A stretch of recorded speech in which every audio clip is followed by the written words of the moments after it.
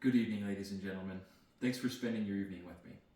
I'd like to share with you a personal story about a race that I ran recently, a version of a 5K race through Utah Valley University's personal financial program, which I attend.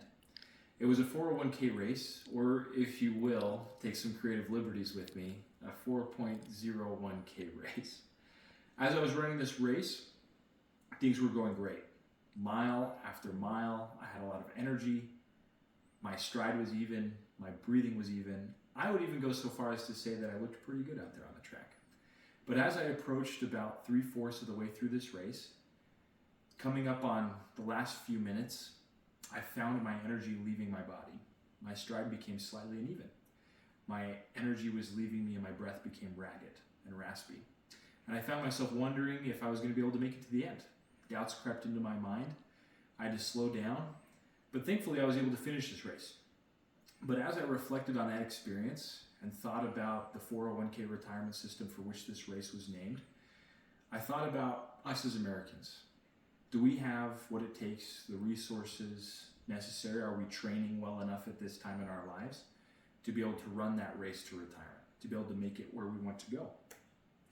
Today, I would like to talk about Americans, how we are ready or not ready for retirement, and whether or not we have the resources to do what it takes to get us where we want to go, to achieve that massive dream that we of Americans have thought about, largely since we began our careers. I'd like to talk today about 3 things that go into a classic retirement experience and how we can be best prepared to have ourselves have a great retirement and set up our kids and future generations for success. The first thing I'd love to speak to you about is Social Security. Right now, I work in the financial industry and have had the opportunity to talk to hundreds, if not thousands of people about their personal financial plans and how Social Security fits into that financial plan. Largely for a lot of Americans, Social Security creates the backbone of their financial plan for retirement. I've spoken to several people that as they approach retirement have found, unfortunately though, that Social Security, that beautiful safety net, has not been enough to cover the hopes and dreams that they had for themselves in retirement.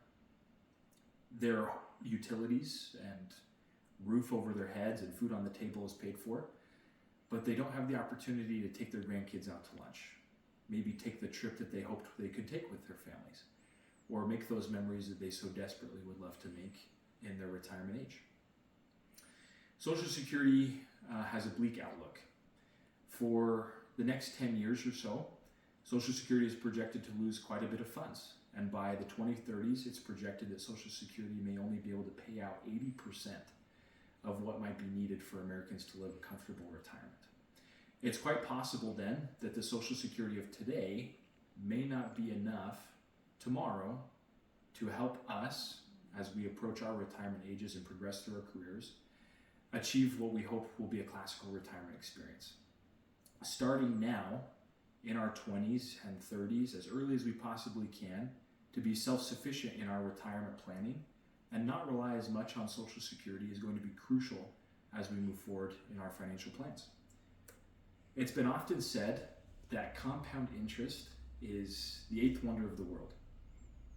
Compound interest is a beautiful thing by which your money can grow slowly over time.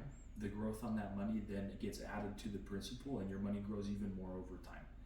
The graph behind me illustrates this principle quite well. In this graph, there are 2 scenarios. One in which one person begins saving for their retirement goal at age 25 and contributes constantly over the course of their career. By starting early, they have quite a significant advantage over their peer, who starts only at age 30. Not too much time has passed between the age of 25 and age 30, only 5 quick years. We all know how fast time can go. But in the world of saving for retirement, that 5 years can have quite the impact on the hopes and dreams that you have for yourself and for your family in retirement, to the tune of close to $400,000, almost $500,000 difference in saving from retirement early versus saving for it later in life. My hope is that as you look at this graph, it inspires something in you to look at your personal financial plan at this time and think about how you, as a person, as an individual, as a family, as a couple, wherever you might find yourself in life at this time, take stock of where you want to end up. and understand that as you move forward in your career, there is uncertainty in our future about our retirement plans and Social Security.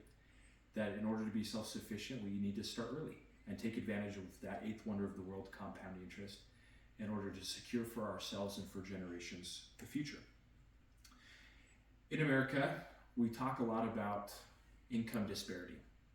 We have the rich, the middle class, and the poor. There's quite income disparity in this country. I believe that starting early and saving for retirement allows us, as we mentioned earlier, to achieve our goals, but allows us also to set up our kids and grandkids for future success. I want you to pause for a moment and just think about the retirement that you would like to have. To think about the kids that you may or may not have at this time. Think about the family that you would like to have one day, if that's in the cards for you. And think about how they can be blessed and successful because of the actions that you take today. I hope that you'll consider how you're currently saving for this lifelong goal that not only impacts you, but generations to come. And think about steps that you can take in order to get yourself closer to that goal, whether that be through a 401k, through your job, whether that be through an individual retirement account or an IRA, or even just saving as much as you can in your bank accounts in order to take advantage of whatever opportunities are available to you in our system to get you closer to your hopes and dreams. Thank you for spending time with me. I'm excited to see what the future holds in store for you. Have a good evening. Okay.